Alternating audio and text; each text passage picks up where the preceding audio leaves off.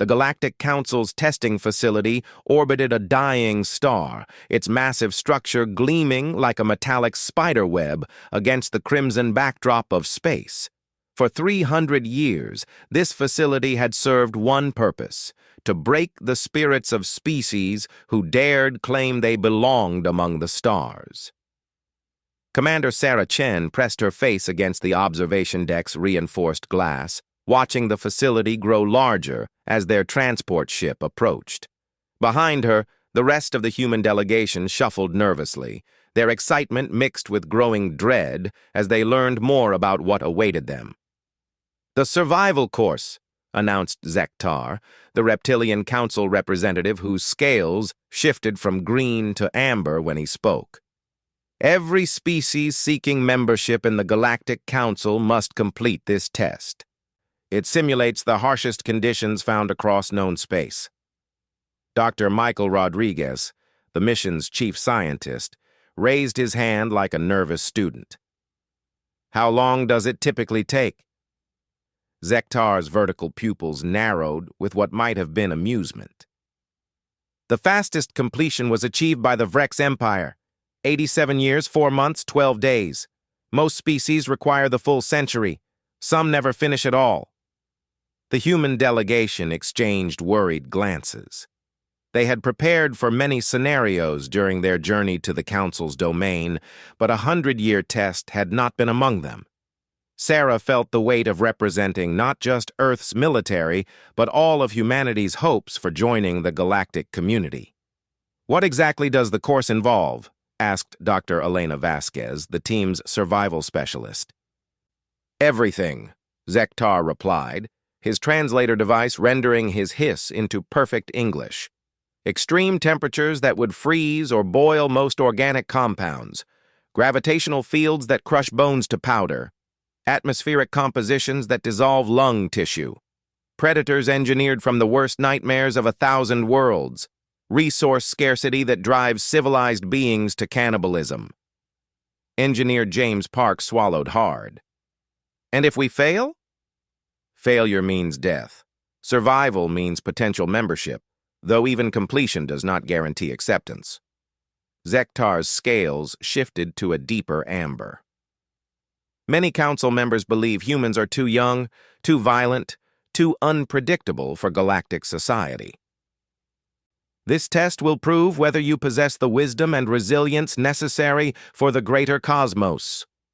The transport shuddered as it docked with the facility. Through the airlock came a being Sarah had never seen before, tall and ethereal, with translucent skin that revealed flowing, luminous organs beneath. This was Lumina, the facility's administrator, whose species had evolved in the vacuum of space itself. "Welcome, humans," Lumina's voice resonated directly in their minds, bypassing their ears entirely. "I have overseen 7,000 species through this trial. Few surprise me anymore. Your reputation for stubborn persistence precedes you, though persistence alone will not suffice here." The humans were led through corridors that seemed to stretch forever, past observation chambers where they glimpsed other species in various stages of their trials. In one chamber, a group of crystalline beings huddled together, their forms dim with exhaustion after what appeared to be decades of testing. In another, insectoid creatures with wings like stained glass worked tirelessly to construct shelter from materials that dissolved as quickly as they could build. "Your test chamber," Lumina announced, as they reached a massive circular door marked with symbols that hurt to look at directly. "Once you enter, the simulation begins. Time flows differently within. What seems like years to you will be mere hours in our reality. The chamber reads your memories, your fears, your cultural knowledge, and crafts challenges specifically designed to break your species' typical responses."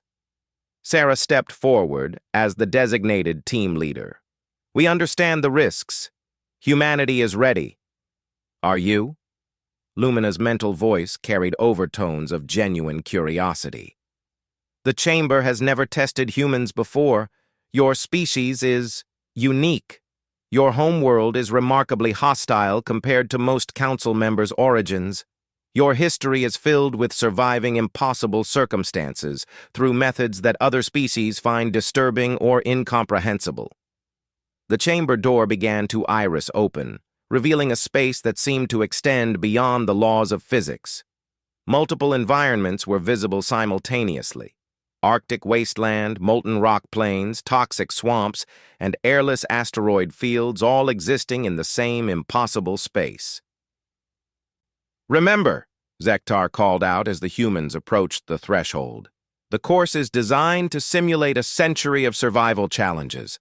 The Galactic Council expects you to demonstrate not just survival, but growth, adaptation, and the wisdom that comes from enduring hardship over generations." Dr. Rodriguez paused at the entrance. "What if we approach this differently than other species have?" "Different how?" Lumina asked. "Human history shows we're at our best when everything seems hopeless. We don't just endure hardship, we find ways to make it work for us. We turn disadvantages into advantages." Lumina's form brightened with interest. "Fascinating. Most species enter the chamber seeking to minimize damage, to simply outlast the trials through patience and careful resource management." Sarah smiled grimly as she stepped across the threshold. "That's not really our style." The moment all 6 humans crossed into the chamber, reality exploded around them. The temperature plummeted to absolute zero while simultaneously spiking to levels that should have vaporized their protective suits. Gravity shifted randomly, pulling them in 6 different directions at once. The air became a corrosive soup that ate through their equipment filters in seconds. But instead of panicking or huddling together for survival, the humans immediately began to adapt in ways that left Lumina speechless. Dr. Vasquez didn't just seek shelter from the extreme temperatures, she began mapping the thermal fluctuations, looking for patterns. Engineer Park didn't just try to repair their damaged equipment, he started dismantling it entirely, rebuilding components to work in impossible conditions. Within the first simulated day, they had established not just survival protocols, but improvement protocols.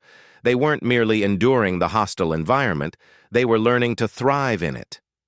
Outside the chamber, Zektar watched the monitoring displays with growing amazement. "This is unprecedented. They're treating the survival course like a research opportunity." Lumina's form pulsed with excitement she hadn't felt in centuries. "Look at their vital signs. Instead of the stress responses we see in other species, they're showing patterns associated with problem-solving and discovery. They're actually enjoying this." As the first simulated week progressed, the humans had done something no other species had attempted. They began modifying the environment itself. Dr. Chen coordinated tactical responses to the shifting challenges, while Rodriguez analyzed the underlying systems generating the hostile conditions. Vasquez and Park worked together to turn the chamber's own defensive mechanisms into tools for their survival.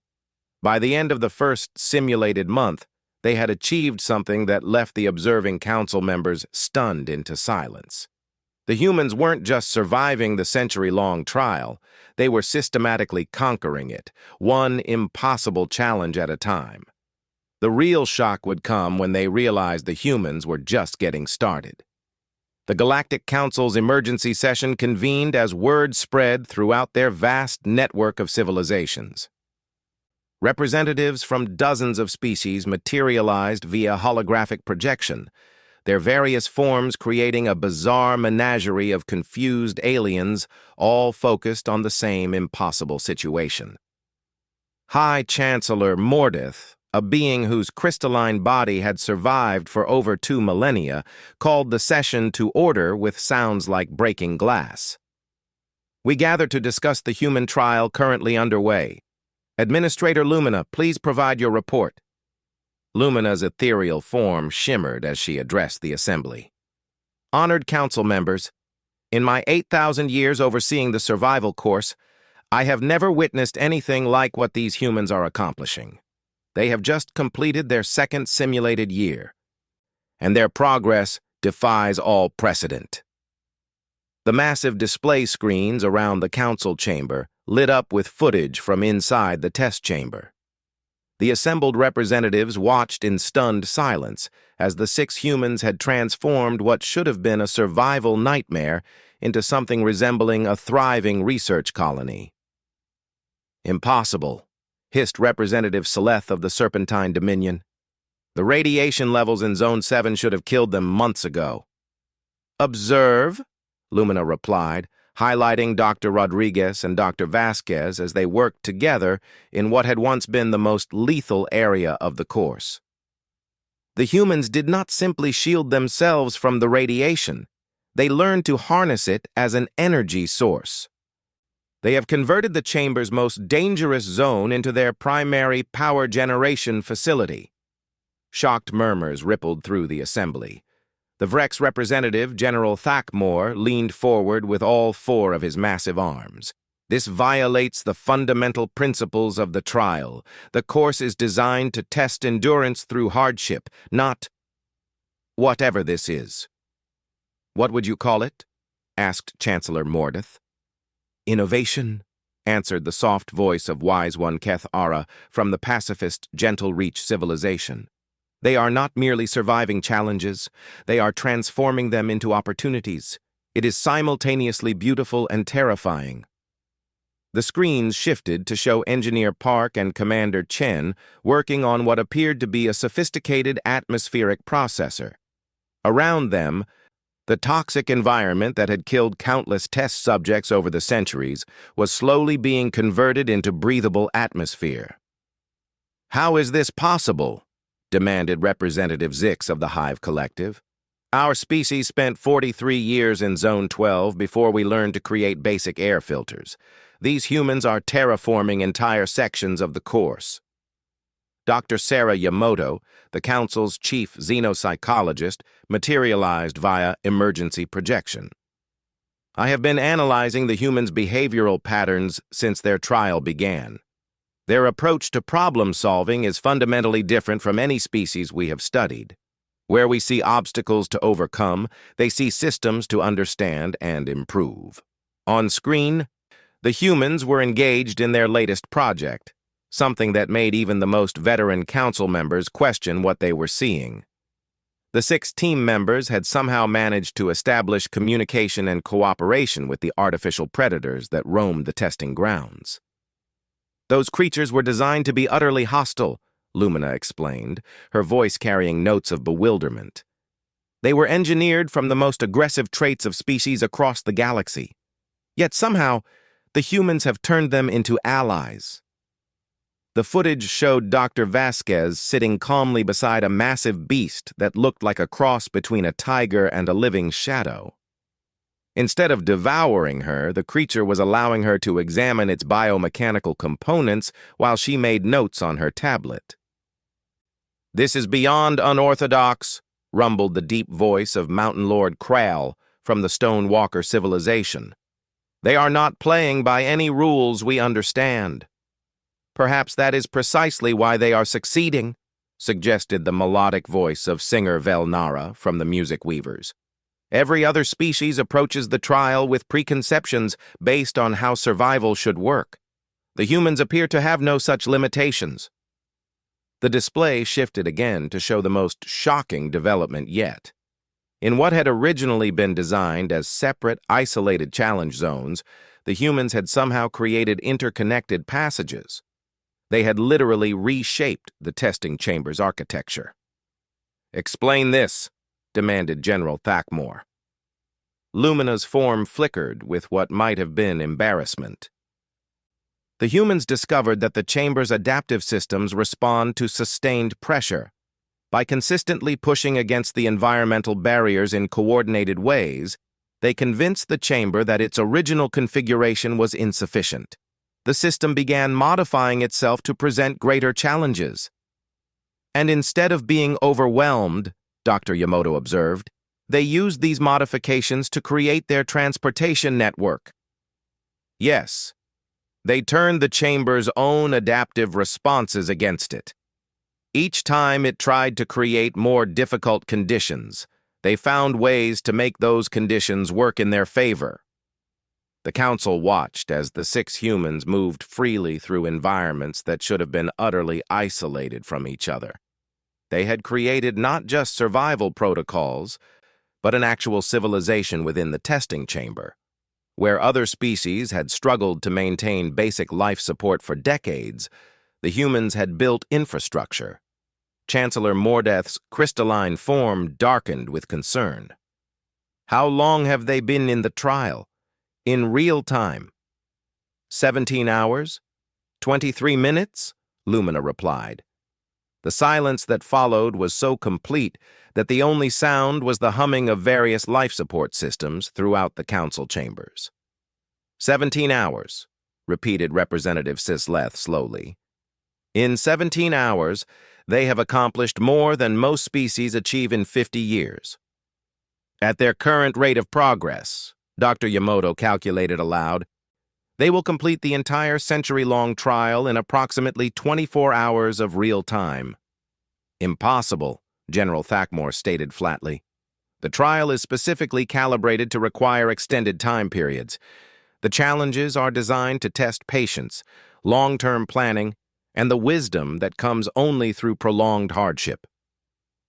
Unless, said Wise One Cathara thoughtfully, a species already possesses that wisdom through different means.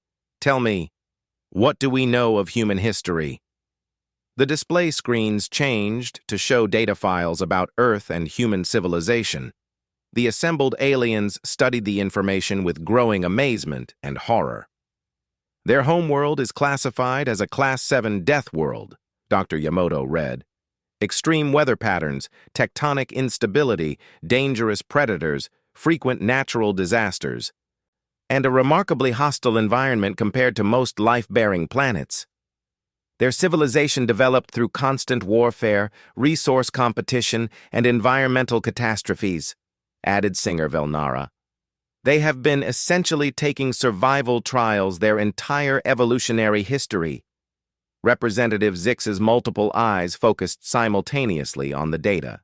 According to this, humans regularly engage in activities for recreation that most species would classify as extreme survival challenges. They climb mountains, dive into ocean trenches, and expose themselves to dangerous conditions voluntarily. Because they find it enjoyable, Lumina added, her mental voice carrying overtones of disbelief. They are not being challenged by our trial. They are being entertained by it. On the main screen, the humans had gathered for what appeared to be a planning session. Instead of looking exhausted or stressed after 2 simulated years of the galaxy's most brutal survival course, they looked energized and enthusiastic. The question, Chancellor Mordeth said slowly, is whether completing the trial in record time demonstrates the wisdom and maturity we require for council membership, or whether it proves they are too dangerous for galactic society. As if to answer his question, the chamber's monitoring systems detected something that sent alarm signals throughout the facility. The humans had just begun working on their most ambitious project yet, and it would change everything the council thought they knew about the trial, about survival, and about the strange species called humanity. Time was running out for the Galactic Council to decide what to do about these impossible humans who treated their ultimate test like an amusing puzzle to solve. The alarm klaxons throughout the testing facility created a symphony of panic as Lumina's voice echoed through every corridor. Emergency protocols activated. All personnel to minimum safe distance. The humans have somehow accessed the chamber's core systems. Chancellor Mordeth materialized in the observation deck along with a dozen other high-ranking council members, their various forms creating a crowd of worried aliens pressed against the reinforced viewing screens. What they saw inside the testing chamber defied every law of physics and engineering they understood. The 6 humans had somehow constructed a massive device in the center of what had once been separate challenge zones. The construction gleamed with components that should not have existed. parts cannibalized from the chamber's own defensive systems, reorganized in ways that created entirely new technologies. "What is that thing?" demanded General Thakmor, his forearms gesturing frantically at the impossible structure. Dr. Rodriguez looked up from his work as if he could hear them through the chamber's walls. With a grin that was visible even through his protective helmet, he waved at the observation deck before returning to his calculations. "They know we're watching," Wise One Kithara observed. "They have known all along." Engineer Park was making final adjustments to what appeared to be a control console built from crystallized energy matrices and quantum processors that the humans had somehow convinced the chamber to create for them. Meanwhile, Dr. Vasquez was coordinating with their former Predator allies, who now served as willing assistants in the humans' project. "Status report," Chancellor Mordeth demanded. Lumina's form pulsed rapidly with stress patterns. "The humans have somehow reverse-engineered the chamber's adaptive programming. They have not just survived the trial, they have convinced the chamber that they are its administrators." "Impossible," Representative Leth hissed. "Those systems are protected by quantum encryption from species thousands of years more advanced than humans." "Apparently," Dr. Yamamoto said as she studied the readouts, "the humans did not try to break the encryption. They simply made the system want to cooperate with them." On screen, Commander Chen was giving what appeared to be final instructions to her team. Even through the chamber's interference, her words came through clearly. "Remember, we're not just completing this trial. We're showing them what humans can do when we work together." The device the humans had built began to hum with energy that registered on sensors throughout the facility. Whatever they had created was drawing power not just from the chamber, but from the space station's main reactor. "They are going to destroy the facility," General Thakmor declared. "We must stop them immediately." "No," Chancellor Mordeth said slowly. "Look at the energy patterns. They are not destructive. They are creative." The truth became clear as the humans activated their device. Instead of causing destruction, it began to transform the testing chamber in ways that left the observing aliens speechless. The hostile environments were not being destroyed or simply neutralized. They were being improved. The toxic swamps became thriving ecosystems. The radiation zones became sources of clean energy. The areas of crushing gravity became training grounds that would strengthen anyone who used them. The freezing wastelands became climate-controlled research stations. "They have turned our survival trial into a paradise," Lumina whispered, her mental voice filled with awe. Dr. Vasquez's voice came through the communication system as she made her final report. "Testing chamber optimization complete. All hostile environments have been converted to beneficial systems. Estimated time to full completion, 6 minutes, 40 seconds. The assembled council members watched in stunned silence as the humans proceeded to finish a century-long trial in exactly 23 hours, 57 minutes, and 14 seconds of real time. But the real shock came when Commander Chen activated the device's final protocol. The testing chamber's walls became transparent, allowing the humans to see the aliens who had been watching them. Chen walked to the wall and placed her hand against it, looking directly at the council members. "We know you have been debating whether humans are ready for galactic society," she said, her voice carrying clearly through the chamber's systems. "We want you to understand something important about our species." The other humans joined her at the wall, their faces showing not exhaustion or relief at completing the impossible trial, but determination and hope. "We did not just survive your test," Dr. Rodriguez added. "We improved it. Every future species that takes this trial will benefit from the modifications we have made." "That is the human way," Dr. Vasquez continued. "We do not just endure hardship. We learn from it, we grow from it, and we make sure others benefit from our experiences."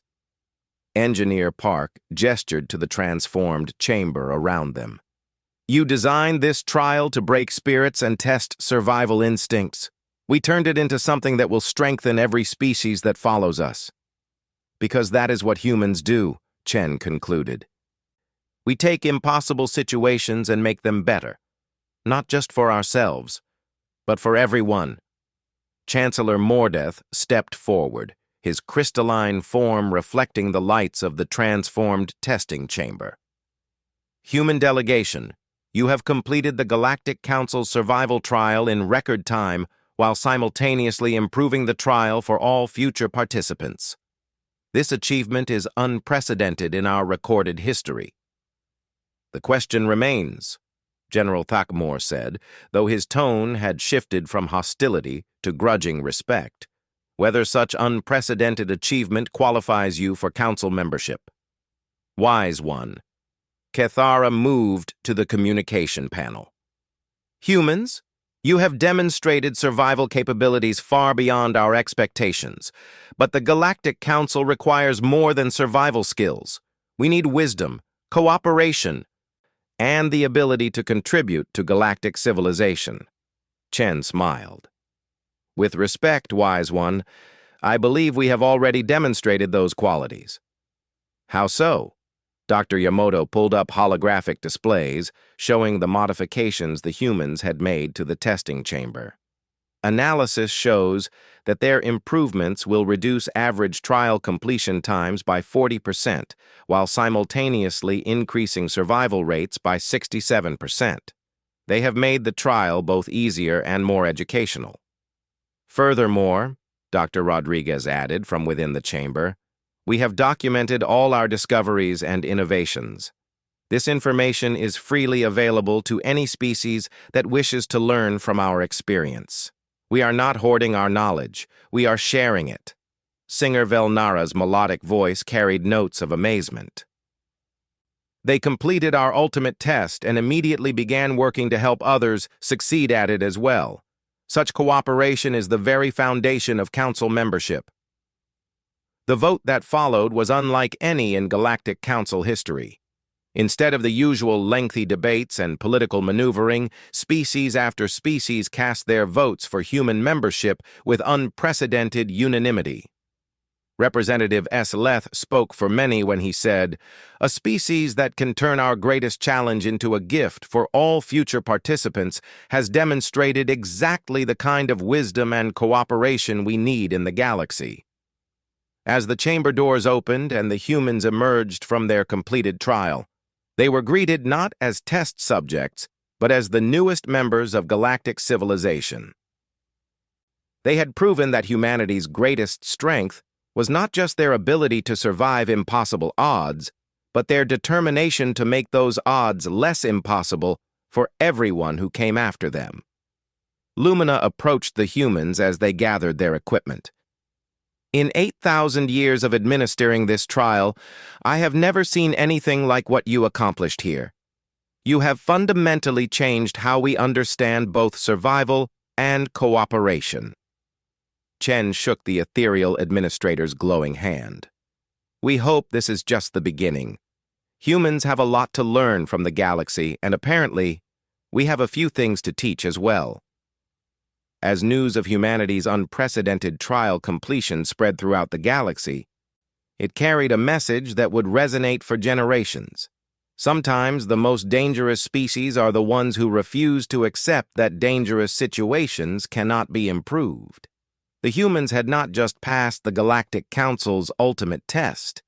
They had transformed it into something better, proving that they possessed the one quality that truly mattered in galactic civilization: the determination to make the universe a better place for everyone.